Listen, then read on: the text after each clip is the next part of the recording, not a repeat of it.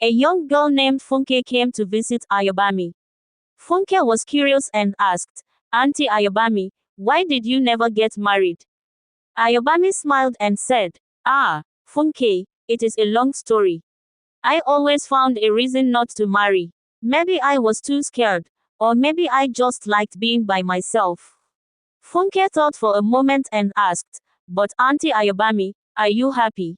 Once upon a time in a small village called Ojula, there lived an old woman named Ayobami. Ayobami was known all over the village as the Old Virgin. She had never married and never had children, even though many men had wanted to marry her when she was young. When Ayobami was a young girl, she was very beautiful. Every man in the village wanted her to be their wife. Many suitors came to her father's house to ask for her hand in marriage. There was a man named Korede, a strong farmer with kind eyes. He came with a big basket of yams for her family. But Ayobami told her father, "Daddy, I cannot marry Korede. His farm is too far from our house." Then came another man named Mayo, a brave hunter who brought gifts of fresh meat. Ayobami said, "Daddy, I cannot marry Mayo. He spends too much time in the forest. What if a wild animal attacks him?" There was also a man named Tobiloba, a handsome trader who traveled to different towns to sell his goods. He promised to take Ayobami to see the big cities. But Ayobami shook her head and said, "Daddy, I cannot marry Tobiloba. He is always traveling and I will be lonely." Years went by, and Ayobami kept finding excuses not to marry any of her suitors. Some said she was waiting for a prince, others thought she was just very picky. As Ayobami grew older, fewer men came to ask for her hand in marriage. Now, Ayobami was an old woman.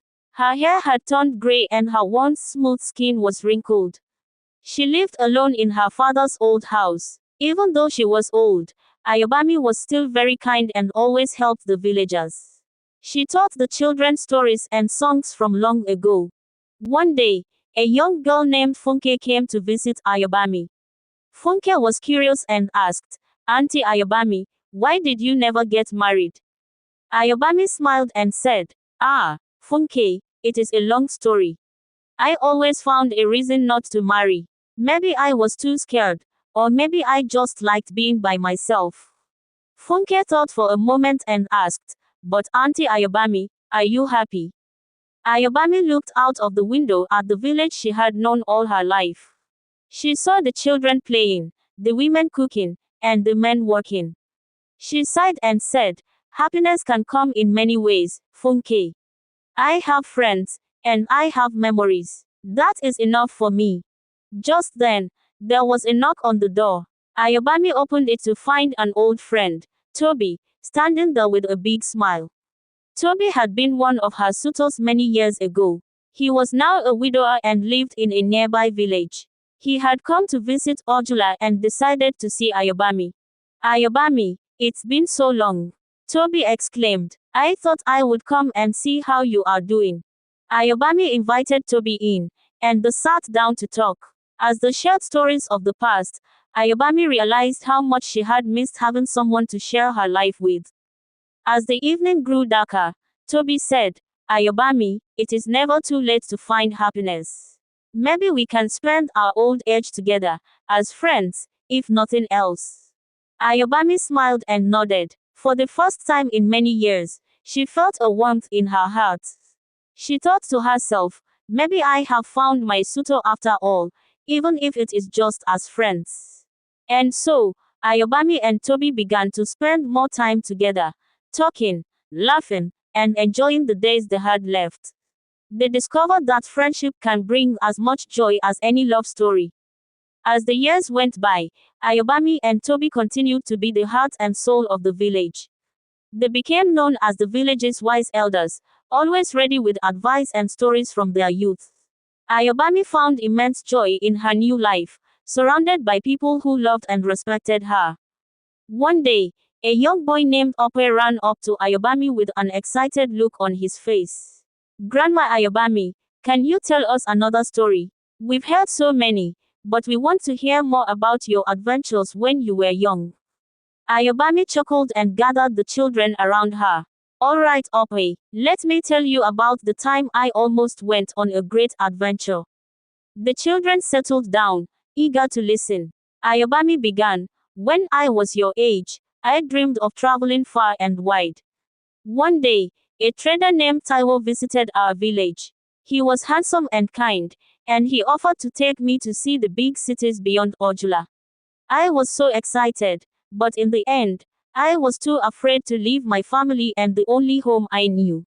The children listened with wide eyes. Ope asked, but Grandma Ayobami, do you regret not going with Taiwo? Ayobami smiled softly. Sometimes, I wonder what it would have been like. But if I had gone, I might never have met Toby or found the happiness I have now. Life has a way of leading us where we need to be, even if it's not where we expected. Just then, Toby approached with a small group of villagers carrying bundles of cloth and food. Ayobami, he called, we have a surprise for you. Ayobami looked up in surprise as the villagers presented her with beautifully woven cloth and a basket of fresh fruits and vegetables. What is all this? She asked, touched by the gesture. One of the women stepped forward and said, Ayobami, you have done so much for our village.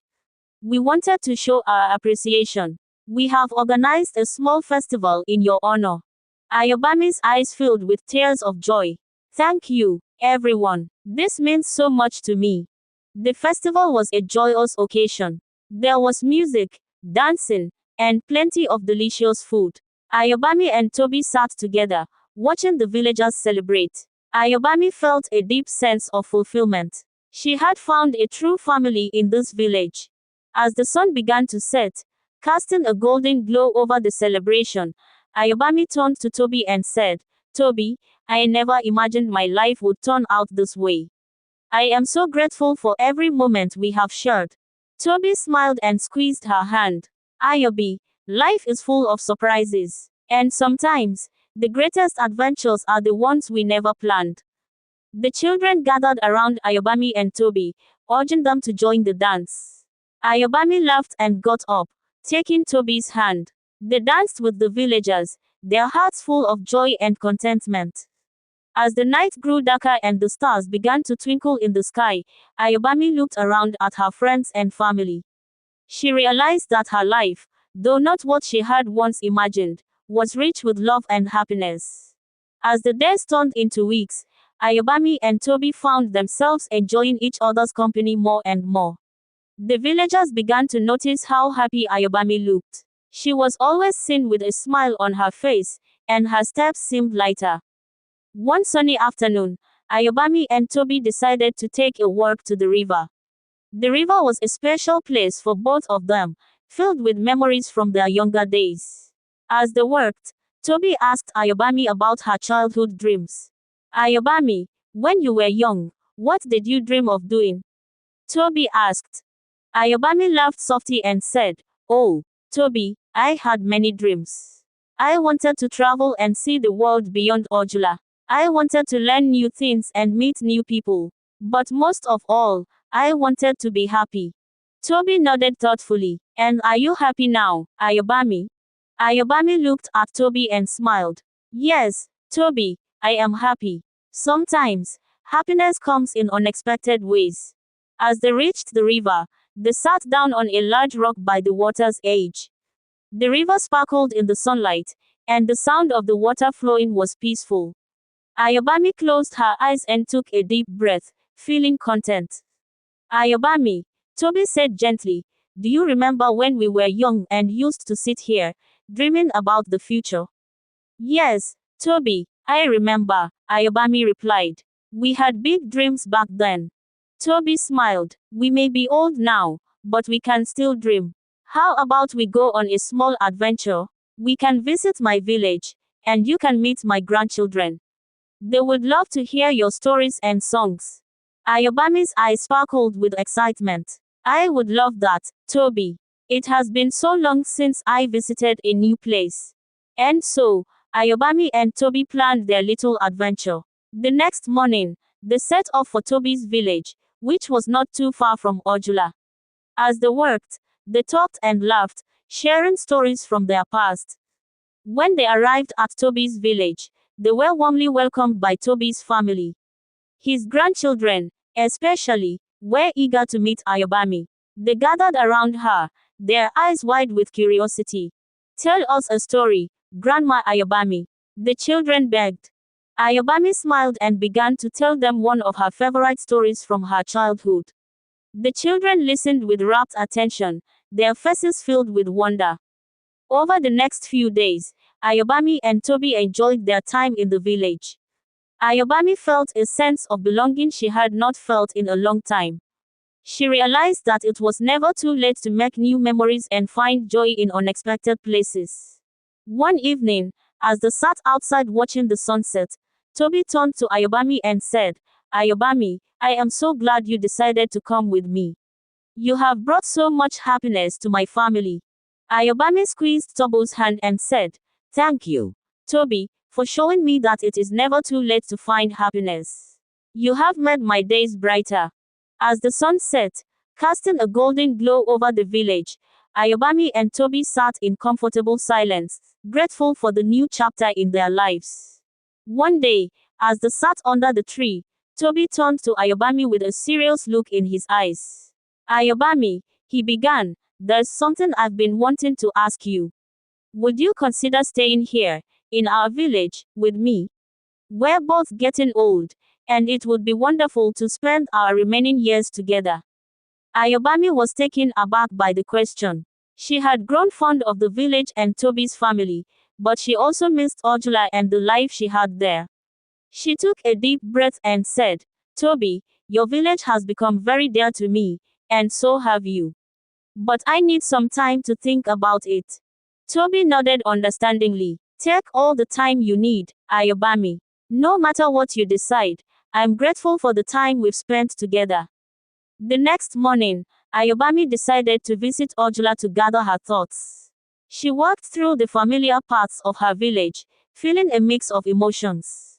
As she passed by her old house, she noticed how quiet it was. Memories of her youth and all the suitors she had turned away flooded her mind. She wondered if she had made the right choices, but she quickly reminded herself that it was never too late to find happiness. Ayobami walked to the village square where she saw Funke, the young girl who had once asked her why she never married. Funke ran up to her with a big smile. "On to Ayobami, you're back. We missed you so much." Ayobami hugged Funke and said, "I missed you too, Funke. I have been staying in Toby's village and having a wonderful time. But I have a big decision to make, and I'm not sure what to do." Funke's eyes widened with curiosity. "What kind of decision, Auntie Ayobami?" Ayobami sighed. "Toby asked me to stay in his village with him. But I'm not sure if I should leave Ojula. This has been my home for so long." Funke thought for a moment and said, "Auntie Ayobami, home is where you feel loved and happy. If Uncle Toby's village makes you happy, maybe that's where you should be." Ayobami smiled at Funke's wisdom. "You're right, Funke. Thank you for helping me see things more clearly." That evening, Ayobami returned to Toby's village with a decision in her heart. She found Toby waiting for her under the mango tree. "Toby," she said, "I've made up my mind. I want to stay here, with you and your family. This village has become my home, and I want to spend the rest of my days with you." Toby's face lit up with joy. "Ayobami, you have made me the happiest man. We will make many wonderful memories together." And so, Ayobami moved into Toby's home. They spent their days working side by side, sharing stories and laughter. Ayobami continued to teach the children, and they all grew to love her dearly. Years passed, and Ayobami and Toby became the beloved elders of the village. They were known for their kindness, wisdom, and the love they shared. Ayobami often thought about how she had found happiness in the most unexpected way, and she felt grateful for every moment.